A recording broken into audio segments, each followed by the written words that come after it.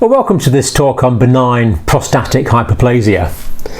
Now, this is probably one of the world's most common conditions. It's affecting basically all men as they age.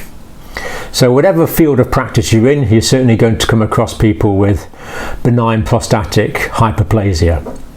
Now, we notice first of all that it's benign. This is not a cancer we're talking about.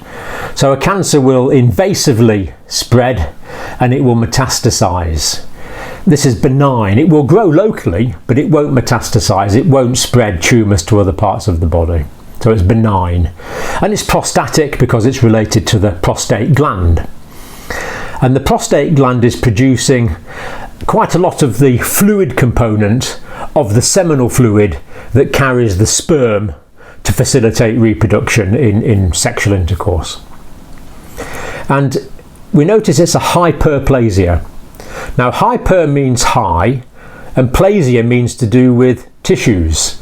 And literally this means an increase in the number of cells present. So it's not a cancer, it's affecting the prostate gland and there's an increase in the number of cells present. An abnormal increase in the number of cells present. It's a hyperplasia. And there's proliferation of the cellular components of the prostate gland. Now, basically there's two parts to the prostate gland. There's the glandular tissue, which is actually producing the part of the seminal fluid and exporting that. It's an exocrine gland. It's exporting that via ducts into the urethra. So there's the glandular component, sometimes called the epithelial component, because these epithelial cells are producing the exocrine product. And the other part is called the stroma. And the stroma is the tissue in the prostate gland which is not glandular. It's in between the glandular structures. And in the prostate gland, this is mostly fibromuscular in nature. It contains fibrous tissue such as collagen, and it contains muscle tissue which is primarily smooth muscle tissue. So there's these two components. And the hyperplasia, in most cases, mostly affects the glandular component. But there is increase in the number of cells in the stroma as well. And in a few rarer cases, the increase in the number of cells in the stroma is the main pathology. But in most cases, it's an increase in the number of the epithelial secretory glandular cells that is the main part of the problem. Now, the reason this is such a problem is the prostate gland is at the top of the urethra. So what we see here, this is the bladder, and this is the urethra going down here, carrying the urine out through the penis. And I've sketched out the prostate gland here in green so we can see it. And what we notice is that the prostate gland is surrounding the urethra. So if we imagine that that is the urethra, then the prostate gland the tissues are actually all round about it like that. They're surrounding it. The urethra is actually passing through the prostate gland. So that means if there's an increase in the size of the prostate gland, yes, it can expand out the way, but it will also expand in the way, and that will result in compression of the urethra. So we'll get compression of the urethra. That's the main problem with this benign prostatic hyperplasia. It's due to the anatomical arrangement of the prostate gland and the way that the urethra runs through the prostate gland. And of course, the only way that urine can get out of the bladder is via the urethra. So in this diagram, we notice that the bladder here, and there's urine going into the bladder via the ureters. And the bladder is storing urine till it's time to void it. And again, we see the prostate gland here that I've sketched out in green. And we notice that it surrounds the urethra. And we also notice that there's an internal sphincter and an external sphincter.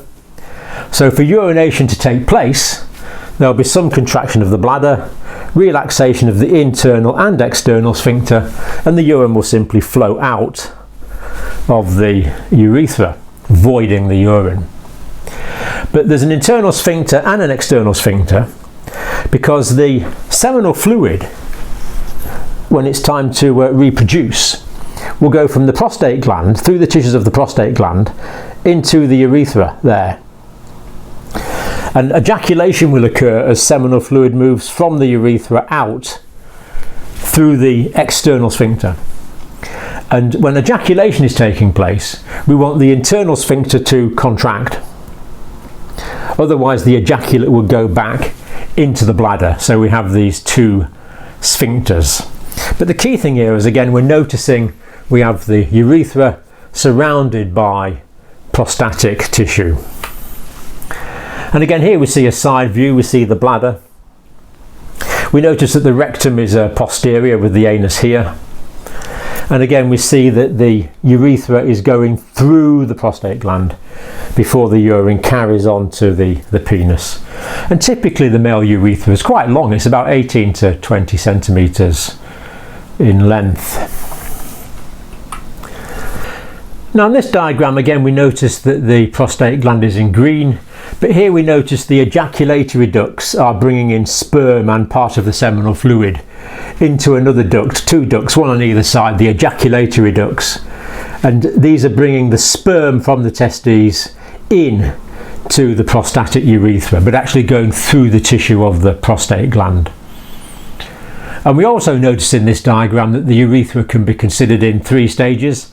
The prostatic urethra is where the urethra is going through the prostate gland. The membranous urethra is the next part, and then the spongy or the penile urethra is where the urethra is actually going through the penis. And this actually shows us the process of ejaculation and reproduction. So the sperm are coming up through the ductus vas deferens.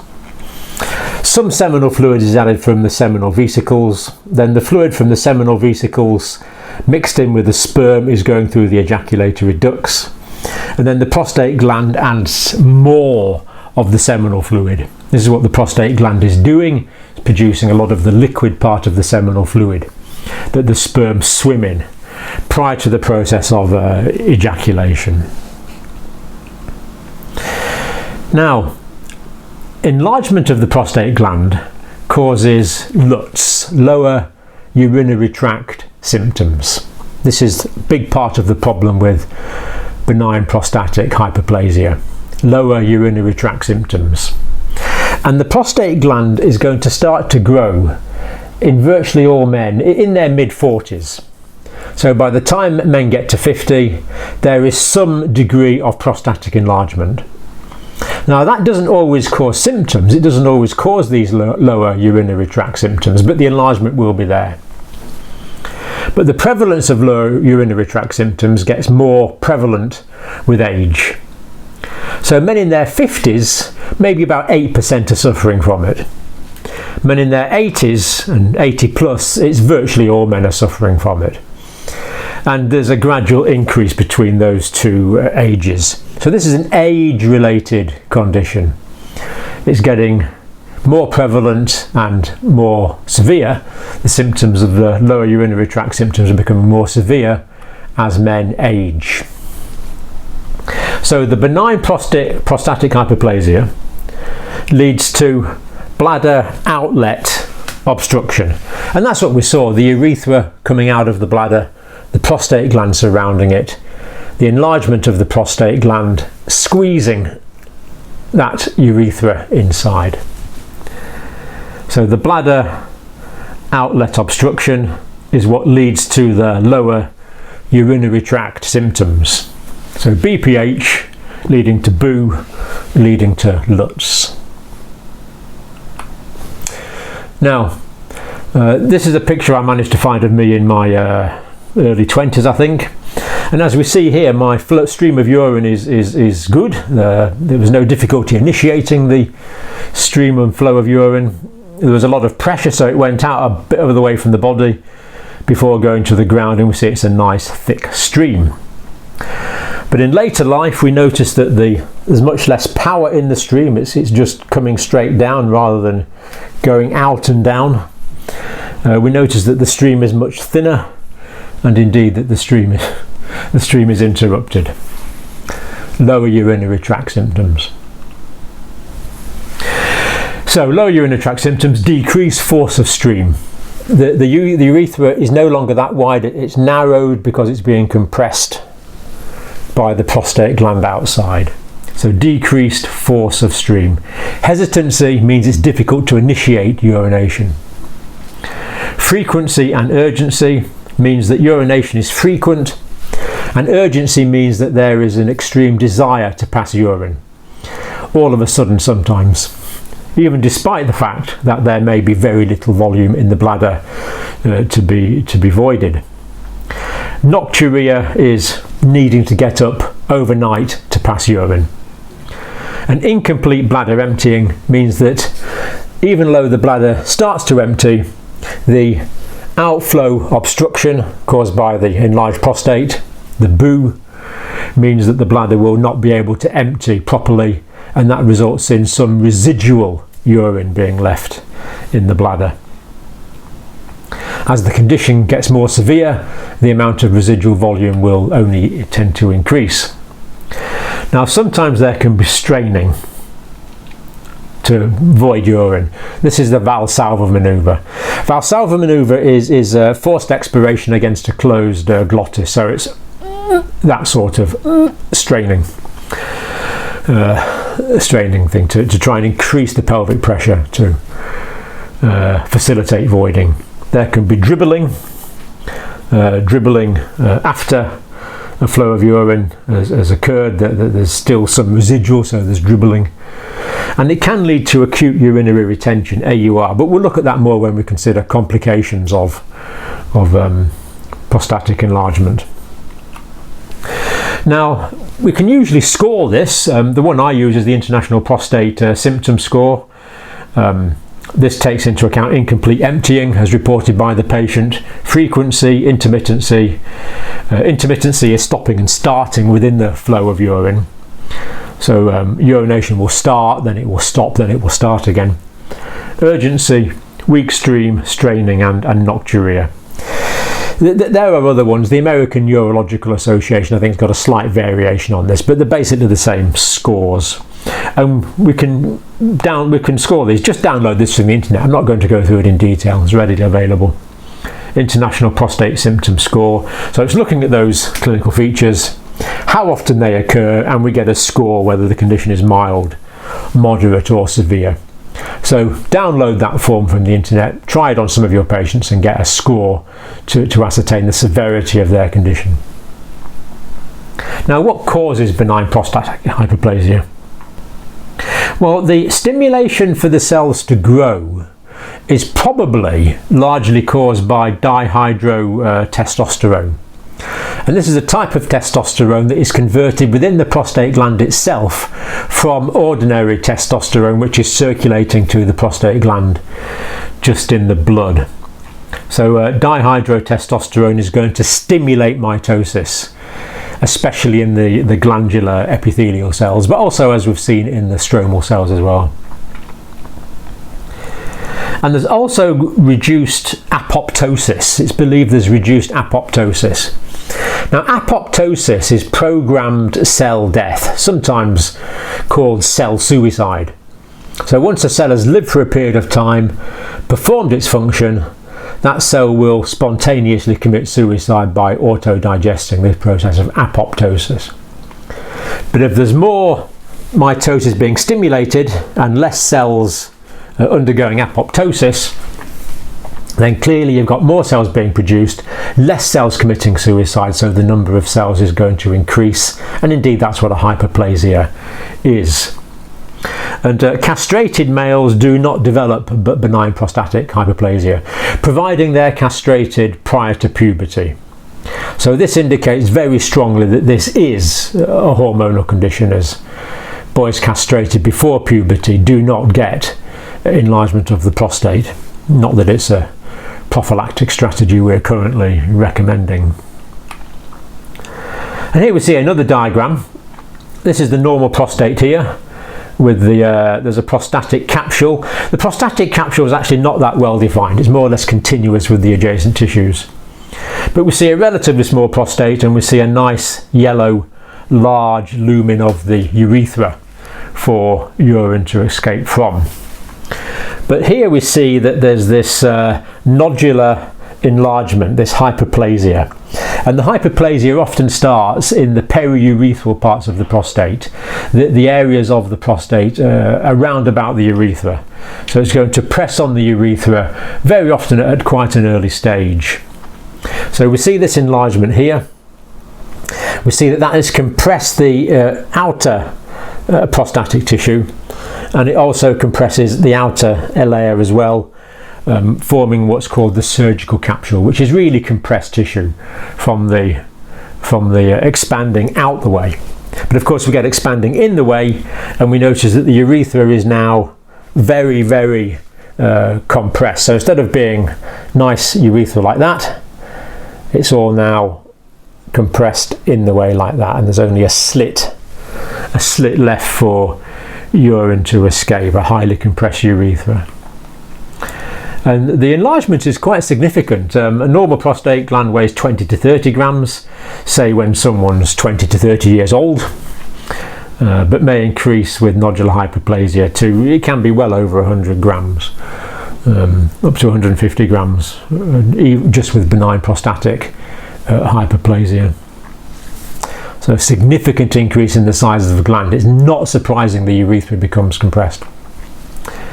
But nodular hyperplasia is not a precursor to carcinoma. Now sometimes in the body you get what we call metastatic tissue. So this can occur in the cervix prior to development of cervical carcinoma. This can occur in the esophagus with a Barrett esophagus. We get this metaplastic tissue prior to the development sometimes of esophageal carcinoma. But benign prostatic hyperplasia is not a precursor to cancer. It's not a metaplastic tissue. Having said that, men still get prostatic cancer. Of course, it's the most common cancer, but the most common cancer in men. But the point is, it's not caused by the benign prostatic hyperplasia, although the two conditions can clearly exist at the same time. So many complications of benign prostatic hyperplasia. Urinary tract infections are more common. Anytime you get stasis because the urine is not being easily voided, we can get urinary tract infections. That can lead to precipitation and bladder stones. There can be acute retention of urine where the person can't pass urine at all, and we have to admit these patients and catheterize them to allow them to void the urine. And if there's chronic retention of urine within the bladder, as those volumes increase, you start to get the urine going back into the ureters, causing hydroureter, and eventually back into the kidney, causing hydronephrosis, and that can lead to renal failure. And another point that's often overlooked is there can be hematuria because the prostate gland can become more vascular as well in benign prostatic hyperplasia. So hematuria is a possibility. Although of course with hematuria we also have to think about other possible conditions such as malignancy of the bladder.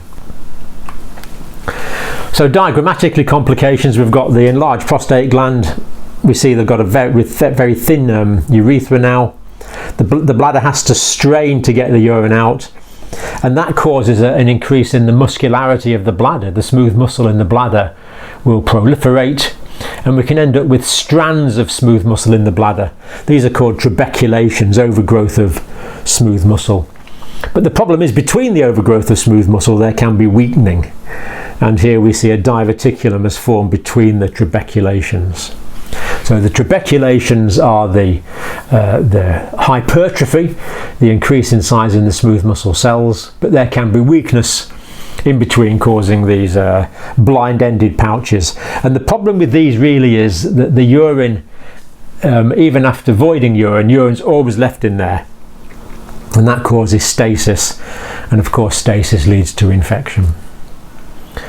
Bladder is dilated with increased residual volume, thickening of the bladder wall, and here we see if there's a lot of residual urine, then the vesico-ureteric valves, the valves between the bladder and the urethra, will fail. Urine will dam back up. Urine in the ureter is hydroureter. Urine in the kidneys is hydronephrosis. and over time that will lead to infection in the kidney and renal failure. So without treatment, this is a cause of death because it will cause renal failure. Diagnosis, how do we diagnose this condition? Well, we clinically assess the lower urinary tract symptoms. We can do post-void residual volumes of urine. So we ask the person to urinate, then we can do an ultrasound scan to assess how much urine is left in the bladder. And there's all sorts of flow rate measurements as well, where we measure the strength and the volume of the stream of urine as the patient urinates into a prepared vessel with sensors in it. Prostate-specific antigen. Now, prostate-specific antigen is actually part of the seminal fluid. It provides an important function actually in the process of reproduction. And it's produced by the glandular cells in the prostate. And if there's an increase in the number of glandular cells, then the PSA, the prostate-specific antigen in the blood, will go up. And this is also true in malignancy. There will be an increase in PSA if there's malignancy or cancer of the prostate gland. So well worth measuring the levels of that. Typically it goes up a bit with age. With prostate cancer, typically it goes up more, but it's only an indicator, of course, but a very useful one. But a digital rectal examination with a simple gloved finger is very useful to palpate the prostate gland. So the finger's inserted into through the anus into the rectum, and the prostate gland is anterior. Now, benign enlargement, the gland typically feels smooth through the rectal mucosa, so if that's the rectal mucosa there, the prostate gland's just underneath. So if your finger's on top there, you can feel it. You can feel it through the rectal mucosa. So the benign gland typically feels rubbery and smooth, and very often you can feel the groove in it, the central sulcus in it.